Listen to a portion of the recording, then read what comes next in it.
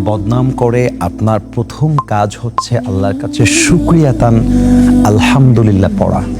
এর কারণ হচ্ছে কারো বদনাম দ্বারা যে আপনার কত লাভ হয় আপনি যদি আইডিয়া রাখতেন আপনি কখনো হতাশ ফিল করতেন না, আপনি কখনো আপনার কাজকে স্টপ করতে পারতেন না। বিকজ আপনার বদনামের কারণে, আপনার ব্যাপারে বদনামের কারণে আপনার যে কি পরিমাণ বেনিফিট হয় আপনি জানলে অবাক হয়ে যাবেন।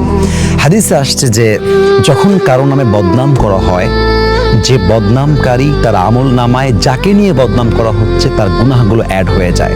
অর্থাৎ যে আপনাকে নিয়ে বদনাম করছে তার সওয়াবগুলো আপনার আমল নামায় চলে আসবে এবং আপনার গুনাহগুলো তার আমল নামায় ভারী হয়ে যাবে। কতটা বেনিফিট আপনার, কতটা হিউজ বেনিফিট, আমি তো বলবো ইনভেস্ট ছাড়াই লাভ।